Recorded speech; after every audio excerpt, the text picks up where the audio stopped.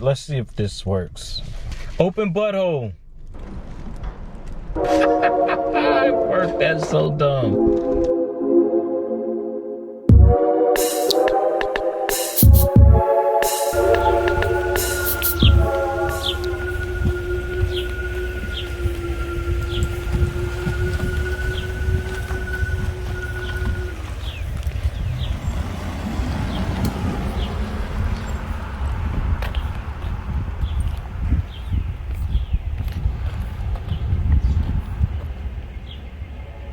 So, a 6-month update for ownership of Tesla Model X. It's a 2020 model.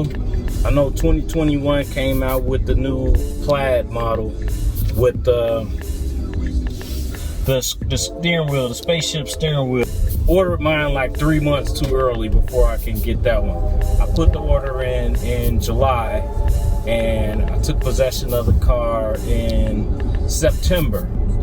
Mostly I like this car. I had a BMW X6 before this. It sat pretty high, and this car more sits like a minivan, and it's pushed way forward too. I don't know if you guys remember the Dodge Intrepid when those came out in the cab forward, where you sat up closer in the car, closer to the nose in the car. This car is like that. It's not, you're sitting up, and it's still, although it's a crossover, it's still like a car. It sits low, and you can change the suspension to ride high, but that's only up to like 15 miles per hour. Then it's gonna go back to the standard height. There's even one in the middle that you can go up to 35 miles per hour and adjust the height or ride that way. But once you get to 35, it's gonna go back to the standard height anyways. There's a bunch of things that I don't like about this car too. And my first major thing is, like, a lot of these panels are kind of far apart. I had them fix the panel in the trunk because it was really far, and it's like they moved it like a millimeter closer. So it used to be like about that far. Now is up to there. Like, it barely did anything. I had a problem with the passenger front door with the handle. It wouldn't open from the inside or outside, so you had to, it would unlatch so you could open it, but it wouldn't, if you hit the handle, the door automatically opens. Even on the outside, if you press the handle button, it'll open, but it wouldn't do that. So the first time the guy came to my house to fix it, and he said it was done. I got in, and when he was there and I tested it, it worked. But the next couple of days, it went back to the same. So I took it to the Tesla dealer, and they didn't have any loaner cars. I'm like, this is Chicago. Shut down! You guys should have loaner cars. And they were like, no. So I had to have my wife come pick me up. I left it there, got it home. It still didn't work. I had to call a third time. So finally, I guess they sent the expert guy out. So he got it to work, and it's been pretty good since then. That was about 3 months ago. So that was my only major issue with the car. The other issue is the range on the car. Like, when I charge the car fully, it's at 346, but that's not accurate range. Like, that's range if you don't have any AC, any heat, anything going, like a low power mode, no defrost or anything. So I don't think that range is right. I think it should adjust based on where you live and the area you live in. If you're doing more highway driving or road driving, that should be automatic.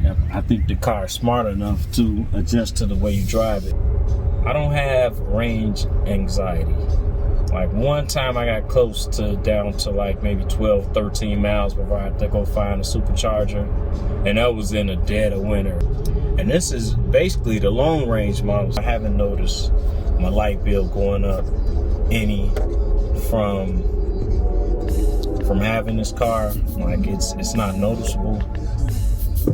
And I maybe should go back and do an analysis on before and after, but I bought the car Well, it got delivered in September, so that's the time when your light bill start going down anyway. You stop turning the AC on. My house has 2 AC units, so once we start transitioning to the fall, then my light bill automatically goes down. And this will be my first summer where I'll be able to gauge if it's more than what it was last summer with the car and charging it up, but I don't think it will be. One of the things I really like about this car is the acceleration. Like, it really picks up. Like, you hit the gas and it's gone. Another thing I like about this car, I don't have to ever stop at gas stations. The guy I bought my house from, he had the NEMA 14 connection in the garage already, so all I had to buy, and they stopped giving all the connectors for the car, so I had just the basically 120 volt connector to plug into the wall. Once I ordered that little connector, I get 27 miles of range per hour, so it charges pretty fast, like overnight. No matter if I'm on zero, when I wake up in the morning, it'll be fully charged. I love the big screen and navigation. I love the air suspension. It's a pretty smooth car for the most part, even if I put it in sport mode. I love the self-driving in this car. It's kind of jarring at first though, because unlike, I have a 2021 Escalade 2. It doesn't have a Super Cruise, but it has the adaptive cruise control, and that'll start slowing down as approaching cars. I feel like this car gets right up to the back of another car before it starts to brake, and it's terrifying sometime on expressway. But if something comes up and the car has to stop, like the way it stops is kind of like, that's the one thing I don't like about the autopilot. And I didn't get the full self-driving. I think it's up to 10,000 now. When they said the full self-driving and it wasn't ready, I didn't worry about ordering it, and it was only $4,000 then.